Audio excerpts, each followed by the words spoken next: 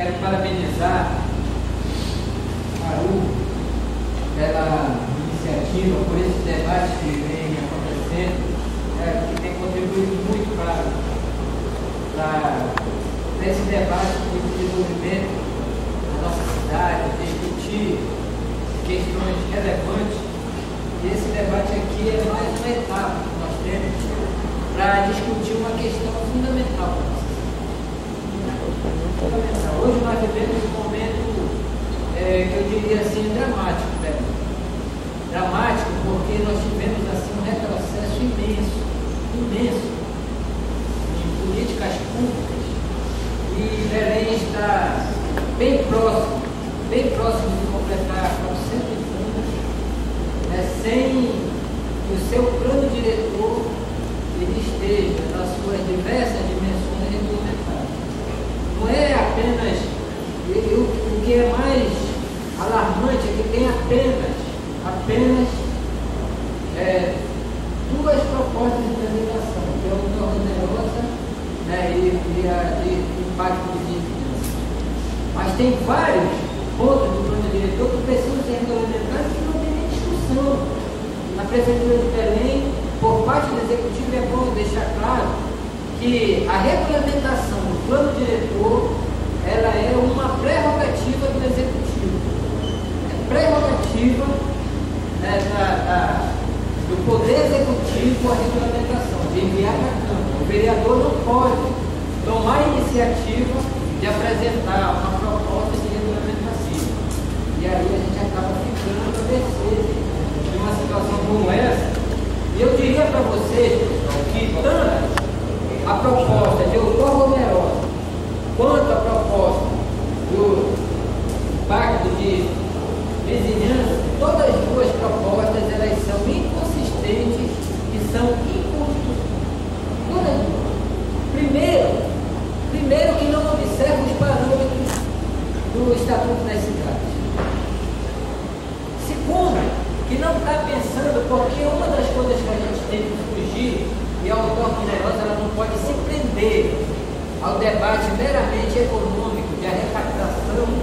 A outorga onerosa tem que ter uma visão de um olhar de planejamento da cidade, de pensar na questão dos espaços, do impacto que a cidade está sofrendo com essas construções desordenadas. Há um tempo atrás eu ouvia falar muito, no município de Belém tem muitas ocupações desordenadas. E hoje o que a gente está vivendo nessa cidade é o impacto das construções desordenadas. O Pedro acabou de nos colocar um exemplo assim, que nos deixa arrepiado em relação ao quarteirão da cidade, o quanto aumentou a população com apenas três construções que aconteceram em um único quarteirão.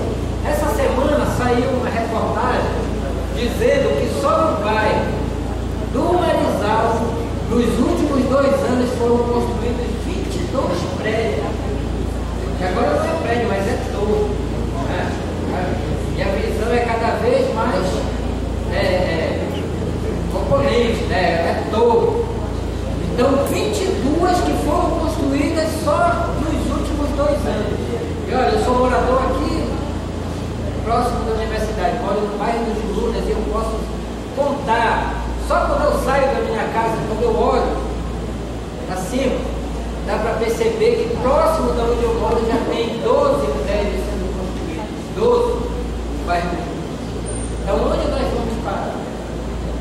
Então, eu diria para vocês, não há interesse por parte da Prefeitura de Belém na discussão de outorga onerosa. Para que discutir outorga onerosa? Para que discutir regulamentação de plano diretor se as coisas estão acontecendo sem nenhum controle e da forma como a gestão atual quer?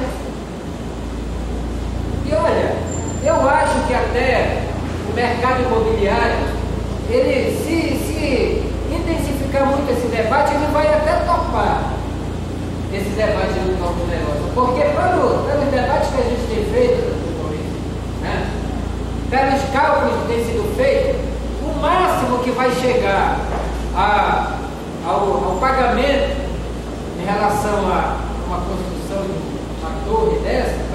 aí no máximo uns 700 mil reais. 700 mil reais custa muito apartamento. Olha,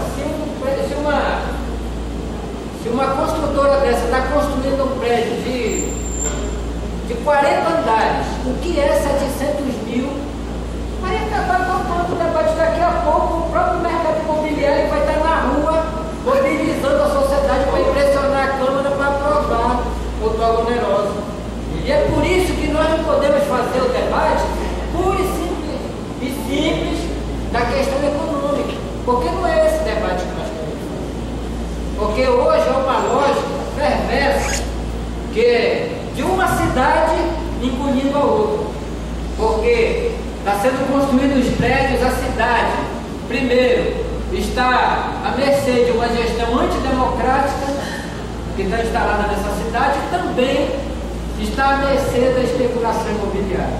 Aqui próximo nós temos aqui um projeto, né?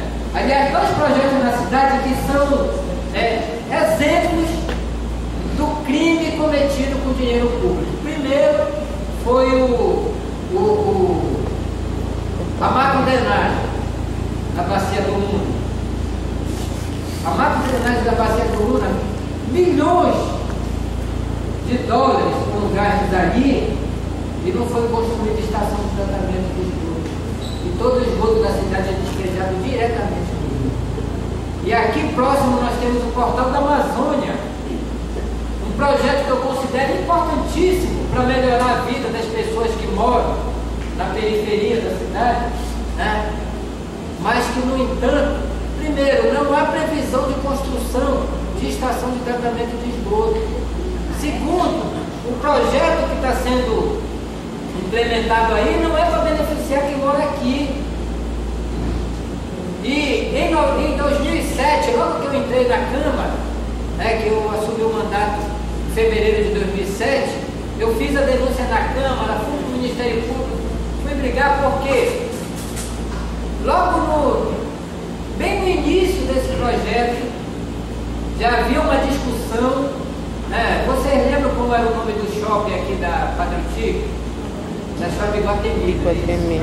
Pois mudou para burlar a legislação, para fugir da legislação, mudaram o nome do shopping para Pátio Belém, porque o senador cearense, ex-senador cearense Tasso Gereissati, que é um dos donos da rede de Guatemi, né, mudou o nome do shopping para Pátio Belém, porque estava sendo negociado na área da Carta aquele espaço para a construção do shopping Guatemi aqui na Estrada Nova. E o povo está sendo expulso da área onde mora, e esse espaço daqui da Estrada Nova está sendo negociado com o mercado imobiliário, com os grandes empreendimentos, com as grandes construtoras. Então, está tramitando no Congresso Nacional uma PEC, a PEC 53, uma proposta de emenda constitucional. Qual é a proposta da PEC 53? Extinguir as terras de marinha. O mesmo discurso que foi feito em relação à CPMF. A CPMF ela foi criada com o único objetivo, financiar a saúde no Brasil, né? E quem mais pagava a CPMF eram as grandes fortunas, porque era uma taxação, a CPMF taxava a movimentação financeira das grandes fortunas e também era um imposto que conseguia fiscalizar as grandes fortunas, pois houve uma grande mobilização no Congresso Nacional quando de fato a CPMF começou a ser usada para aplicar na saúde.